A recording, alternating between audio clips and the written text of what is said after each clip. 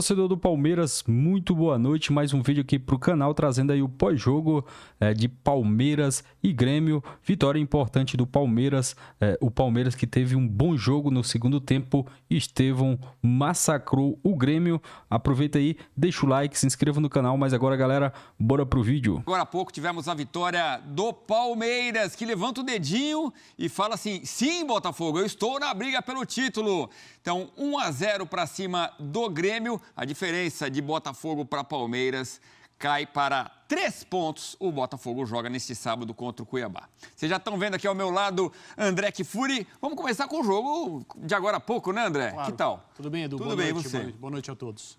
Ontem a gente falava, eu com o Elton Serra aqui, que a gente esperava um Palmeiras em cima e o Grêmio mais defensivo. Mas não esperava tanto assim, com tanto ataque do Palmeiras e um Grêmio tão recuado. Pois é, Edu, vamos direto para o segundo tempo, porque durante o primeiro tempo o Palmeiras careceu de mais energia, um pouco mais de ênfase nos seus movimentos ofensivos e algo que não acontece com frequência, pelo menos nessa era de comando do Abel Ferreira. No intervalo do jogo, na saída do campo, os jogadores foram até criticados pela torcida presente ao Allianz Parque. Mas aí, no segundo tempo, o que se viu durante mais ou menos uns 20 minutos, talvez um pouco mais do que isso, foi um volume ofensivo, uma intensidade na pressão, uma quantidade de oportunidades, uma dose de trabalho para o Marquezin, que ele provavelmente não teve nesse campeonato inteiro.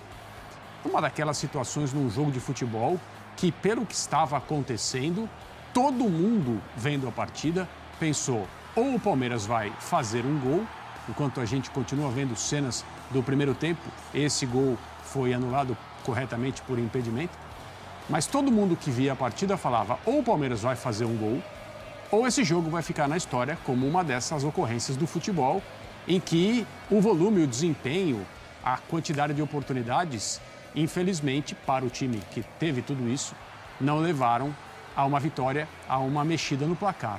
E aí, assim, o fato de ter sido o artilheiro do campeonato, o menino Estevão, com 17 anos, que faz tantas assistências e faz tantos gols, ninguém fez mais do que ele no Campeonato Brasileiro de 2024, também não é uma surpresa para ninguém. Dudu entrou no jogo a pedido do torcedor, pedido obedecido quase que imediatamente pelo técnico do Palmeiras.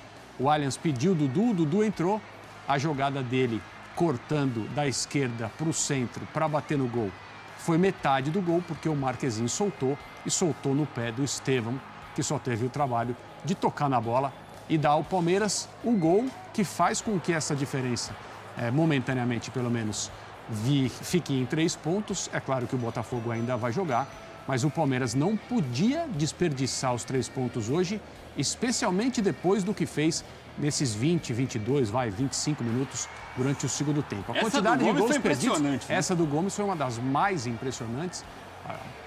O gol se apresentou para ele a uma pequena distância. Essa foi mais uma do Estevão, ele já fez gols assim, o Marquezin foi buscar.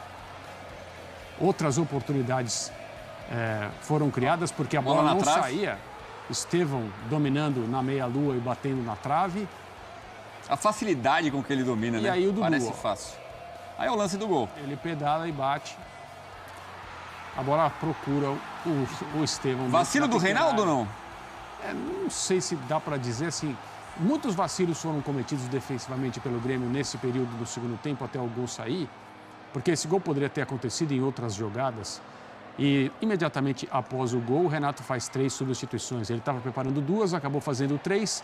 É aquela situação de um time que aparentemente está muito satisfeito com o 0-0 fora de casa, muito tranquilo, querendo que o tempo passe mais rápido, isso não acontece. Leva um gol, quer mudar tudo. O gol foi à altura dos 30 minutos. O Grêmio não conseguiu fazer nada depois disso. E no primeiro tempo a gente já viu o Marquezin demorando para levantar, fazendo uma cera, né? O Grêmio teve uma boa chance no primeiro tempo. Uma bola que o Murilo corta do Vila Sante bem no começo ali. E depois, no segundo tempo, mais 2 boas chances no contra-ataque. Mas foi um massacre de chutes a gol, de tentativas como essa aí. Passou raspando o gol do Marquezin, essa chance. E, mais uma vez, o Estevão aparecendo, realmente uma atuação de gala. Mas no segundo tempo, do garoto muito bom de bola do Palmeiras, que está com malas prontas, como se diz, para ir jogar pelo Chelsea, mas não joga o próximo jogo contra o Bahia, porque na comemoração foi na arquibancada e ele não sabia que não podia. Bom, e tudo isso que a gente viu, esse massacre no segundo tempo, teve vaia no intervalo. O torcedor reclamando que o Palmeiras está com muita folga e que o brasileiro é obrigação. Que a gente vai ouvir daqui a pouquinho. Mas a posse de bola, no final das contas, ficou muito maior do Palmeiras, 62% contra 38% do Grêmio. 33 contra 6 em finalizações, 33, 14 certas. O Marquezinho trabalhou bastante, uma só do Grêmio, grandes chances 5-3, ações na área rival 51-14. O Palmeiras teve 49 bolas recuperadas contra 32 do Grêmio. Os números dizem muito do que foi o jogo, André. Os números podem mostrar tudo isso e o placar ser ao contrário, né? O placar ser uma vitória do Grêmio, o futebol permite isso. Jogos volta e meia acontecem aí com 65%, 70% de posse para um time, 15-2 em finalizações, 0-0, 1-1. Ou o time que teve todo esse volume ofensivo não conseguiu marcar e perdeu. Na maioria das vezes, é claro, quem joga, quem trabalha, quem procura, quem tem chances, quem perde gols, quem tenta, insiste, não para, acaba encontrando a sua recompensa. O Palmeiras encontrou hoje nos pés do seu menino milagroso. Esse rapaz eu ia falar moleque, pode parecer desrespeitoso, né? É claro que não seria da minha parte, mas esse menino é realmente uma coisa muito diferente no nosso futebol. O Palmeiras já o trata como o craque do time, os jogadores, os companheiros dele agem assim e é perfeitamente apropriado que o façam. Hoje ele tentou de todos os jeitos no segundo tempo e conseguiu num rebote. Normalmente é o gol que o centroavante faz, né? Ele aparece em todos os lugares no campo de ataque e dá um jeito de marcar. Já que falamos do Estevão, põe na tela números do menino, do garoto. Menino milagroso. 17 anos, né? Ontem a gente falava que ele tem quase metade da idade do Bright White, que tem 33. A gente comparou as possibilidades dos dois decidirem o jogo, né? E acabou que realmente o brasileiro fez muito mais que o dinamarquês do Grêmio. E com metade da idade, né? Então, olha, o que é isso? 20 participações em gols do Estevão. O Pedro, é verdade que está contundido, mas teve 16, o Pedro do Flamengo. O Hulk do Galo teve 14, o Lucas Moura do São Paulo 13, empatado com o Yuri Alberto do Corinthians também 13, o Alejandro do Vitória e o Rodrigo Garro do Corinthians. O Estevão é o artilheiro do campeonato e também é o garçom principal deste torneio. Eu vou pedir para a nossa produção, se é possível, não está combinado exatamente isso, a gente pode ouvir o intervalo quando a torcida canta e vaia. Sim. E aí a gente fala mais sobre esse Palmeiras. Ó.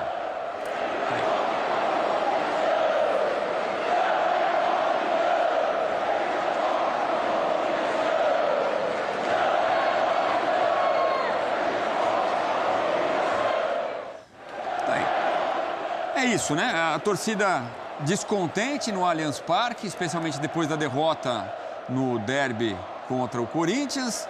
No outro jogo foi um empate contra o Fortaleza. O torcedor viu a distância aumentando demais para o Botafogo, mas agora caiu. O segundo tempo mudou e aí só tivemos aplausos para o Palmeiras. E a diferença caiu para 3 pontos, André.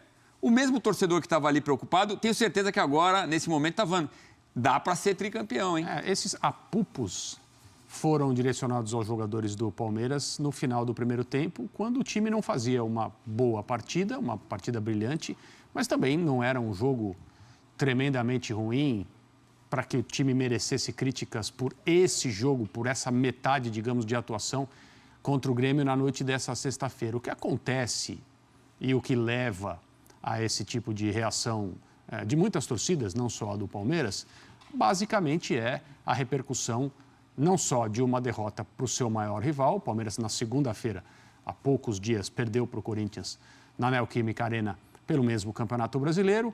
No dia seguinte, o Botafogo venceu o Vasco, a diferença foi para 6 pontos, o título ficou muito mais difícil, o torcedor está descontente. É esse torcedor mal acostumado, entre aspas, com uma era de conquistas em praticamente todas as temporadas.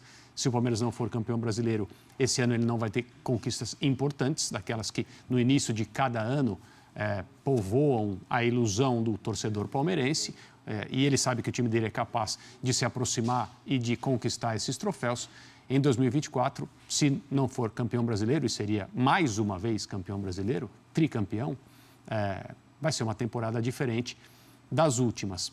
Para mim, assim, a minha impressão é que há um pouco de exagero aí nessa questão de muita folga e pouca obrigação, é isso? É muita folga, o brasileiro é obrigação. É isso, mas assim, a questão das folgas é que o Palmeiras teve 9 dias de trabalho, trabalhou 7 desses 9 antes do jogo com o Corinthians, foram 2 dias de folga para o elenco. O Abel foi visto no treino da Fórmula 1. Isso eu acho que pesou demais, né? A imagem dele nos boxes, tudo. Mas, gente, quando você tem uma semana inteira de trabalho, o normal, e o próprio Abel já falou isso outras vezes, trabalhar todos os dias, exceto um. Os jogadores têm um dia de folga, que não fazem nada. 9 dias. O Abel deu 2 folgas. Será que foi por isso que o Palmeiras não fez o jogo que queria ter feito na Neoquímica Arena contra o Corinthians e perdeu? É claro que não. E o Abel, na sexta-feira, cometeu um grande pecado, aparecer publicamente no treino da Fórmula 1 aqui em São Paulo. Os jogadores e os treinadores, eles têm vida também, e eles têm seus próprios interesses. Então, assim, o clube determinou a escala, digamos, de trabalho, e esta escala tinha 2 dias de folga. Se o Palmeiras tivesse ganhado do Corinthians, e poderia ter ganhado, se fizesse um gol ou 2 na primeira meia hora de jogo, alguém estaria reclamando? Não. Alguém falaria que o Abel não deveria ter ido ao treino da Fórmula 1 na sexta-feira? As coisas não podem ser feitas de trás para frente. Esse é o problema. E ainda mais um técnico que se dedica tanto ao trabalho dele no Palmeiras, né? Como a gente sabe. Bom, só para registrar aqui, não é mole não, é muita folga para pouca obrigação, né? Sim. E o nosso Elton Serra manda informação aqui, ele em parceria com o nosso Data ESPN. 33 finalizações do Palmeiras, é a segunda maior marca do Campeonato Brasileiro da Série A, só perde para o número de ataques do Corinthians contra o Juventude em agosto. 1-1, naquele jogo o Corinthians finalizou 34 vezes. Eu chamei ele de chinelinho ontem e ele vem e traz informação. Boa, Elton, meu parceiro. Vamos lá, vamos para o Allianz Parque? Contato com o Gustavo Berton, repórter que fala ao vivo do estádio palmeirense, da Casa Palmeirense, com muita festa, porque o torcedor palmeirense agora vê, depois dessa vitória sobre o Grêmio, a chance de título aumentar bastante e torce demais para o Cuiabá amanhã contra o Botafogo. Berton, boa noite, amigo. Tudo bem, Edu? Boa noite para você, boa noite a todos. É isso mesmo, né? O torcedor do Palmeiras volta a fazer suas contas nessa reta final de Campeonato Brasileiro. Claro que o Botafogo entra nessa rodada ainda a campo, né? Joga com a equipe do Cuiabá, mas o torcedor do Palmeiras sabia que hoje era um jogo fundamental para as pretensões de títulos do time nesse Campeonato Brasileiro. Afinal de contas, se não somasse pontos contra o Grêmio, e aí sim, né? Se o Botafogo somasse seus pontos contra o Cuiabá, a diferença ia ficar muito grande, né? 8 pontos restando 5 rodadas, não é o que vai acontecer porque o Palmeiras venceu o jogo. Aliás, foi avassalador contra a equipe do Grêmio. Mais de 30 finalizações no gol gremista, né? Com mais de 15 finalizações no alvo. O goleiro Marquezinho foi o jogador mais exigido, fez grandes defesas, salvou a equipe do Grêmio de sofrer até um placar maior. E claro, teve nos pés do garoto Estevão a sua grande estrela, né? O jogador que bagunçou pelo lado direito, foi para cima do Reinaldo, fez o gol, aliás, artilheiro do Campeonato Brasileiro, o Estevão, e enfim, né, deixou o Palmeiras numa situação um pouco melhor nesse Campeonato Brasileiro para brigar pelo título. Do outro lado, um Grêmio muito apático, jogando aqui no Allianz Parque. Como eu falei, se o Palmeiras teve mais de 30 finalizações, o Grêmio teve apenas 6. O técnico Renato manteve o time que jogou contra a equipe do Botafogo, mas não conseguiu produzir a ponto de ameaçar o gol da equipe do Palmeiras. Eu estou aqui na sala de entrevistas coletivas esperando as explicações, inclusive do técnico Renato. O Grêmio nessa rodada não entra na zona do rebaixamento, mas pode ver, por exemplo, a diferença para o Z4 cair bastante para 2 pontos. Então, agora o Grêmio volta a ligar o sinal de alerta, né, nessa excursão fora de casa, jogou 2 partidas fora contra a Fluminense e agora a Palmeiras, somou apenas 1 ponto e volta a se preocupar com a parte de baixo da tabela. Torcedor gremista imaginando que talvez 1 ponto aqui ou até 3 pontos o Grêmio pudesse brigar por algo mais nesse Campeonato Brasileiro. Mas o fato é esse, o Palmeiras venceu, volta a ter a confiança do seu torcedor depois da derrota para o Corinthians, começa a fazer mais cálculos em relação ao título do Campeonato Brasileiro, e o Grêmio, por outro lado, liga novamente sinal de alerta nessa briga contra o rebaixamento. Daqui a pouquinho o técnico Renato por aqui e também o Abel Ferreira para dar todas as explicações e falar sobre esse jogo aqui no Allianz Parque. Palmeiras 1, Grêmio 0, Edu.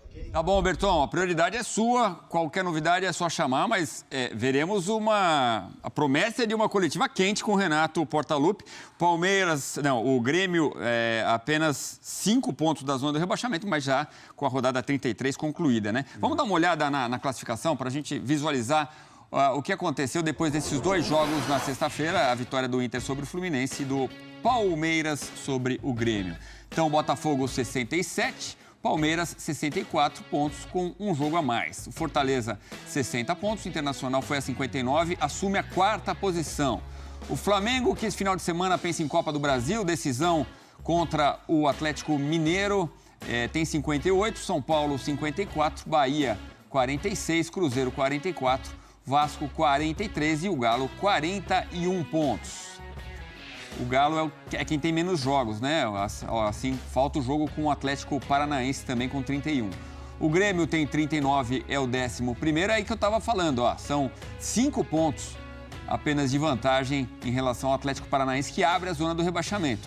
O Vitória tem 38, Corinthians também, esses 2 times se enfrentam na rodada. Fluminense 37, também correndo risco ao lado do Criciúma. O Bragantino tem 35. Na zona do rebaixamento, o 34 pontos o Furacão, como eu disse, 31 jogos. O Juventude também 34, Cuiabá 28, o Atlético Goianiense 25 pontos. Ô André, falando do lado do Grêmio, você acha que o Renato demorou um pouco para mexer? Porque a gente conversava vendo o jogo, falava, tá evidente esse massacre do Palmeiras, vai sair o gol já já. E ele só faz as mudanças depois que o gol sai, né? Exato. Há jogos de futebol em que um time se impõe, né? E ele arrasta o adversário para trás, empurra, amassa, como se diz atualmente. E isso acaba acontecendo pela simples superioridade e pelo nível de intensidade que essa equipe que está atacando consegue colocar no jogo. Na maioria das vezes, a gente consegue ver quando existe essa diferença técnica, essa imposição, quando a gente vê em campo times de níveis muito díspares, né? Times de níveis muito diferentes. O Grêmio tem qualidade, equipe, jogadores, força coletiva, para não se permitir ser tão acossado como foi pelo Palmeiras hoje, como, por exemplo, aconteceu no primeiro tempo. É lógico, um jogo de futebol, ele não tem um time só. Então, para tudo que uma equipe consegue fazer, tem algo que a outra ou não consegue ou permite, as coisas estão todas entrelaçadas, né, em termos de atuação. O Grêmio colaborou, o Grêmio facilitou, o Grêmio é cúmplice daquilo que o Palmeiras fez com ele Grêmio. É isso aí, torcedor do Palmeiras, muito obrigado. Você que ainda não é inscrito, está chegando agora no canal, se inscreva. Lembre aí também de deixar o like, assinar ativar os sininhos das notificações para receber o nosso conteúdo.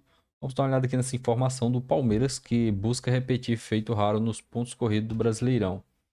A equipe de Abel Ferreira precisa de um aproveitamento praticamente perfeito e ainda torcer por tropeço do time carioca, que lidera a competição com 67 pontos, 6 à frente do Verdão. A reta final promete emoção e adrenalina para o torcedor palmeirense, com 61 pontos. O Palmeiras vê o Botafogo mais próximo do título, mas a possibilidade de um confronto direto na 36ª rodada traz esperança para o Alviverde. No dia 26 de novembro, às 9h30, o Allianz Parque será palco de um dos grandes momentos mais aguardados do Brasileirão. Palmeiras e Botafogo em duelo que pode decidir o título. Relembrando um passado amargo, a torcida vive uma mistura de expectativa e cautela. A única vez na história do campeonato que uma diferença como essa foi revertida ocorreu em 2009. Ironicamente, foi o próprio Palmeiras que deixou o título escapar para o Flamengo, que conquistou o título numa arrancada histórica com Adriano Imperador, Petrovic e Andrade. Na época, o Verdão liderava com 57 pontos e uma vantagem de 6 sobre o rubro-negro, faltando apenas 6 rodadas, mas um desempenho decepcionante custou caro e o Flamengo aproveitou, somando 16 dos 18 pontos possíveis e se sagrando campeão. A tabela do Palmeiras ainda aguarda desafios grandes, além do duelo com o Botafogo. O time tem pela frente aí o Bahia, Atlético Goianiense, Cruzeiro e Fluminense. É isso aí, torcedor do Palmeiras. Muito obrigado. Se inscreva, deixa o like, um forte abraço e até o próximo vídeo, galera.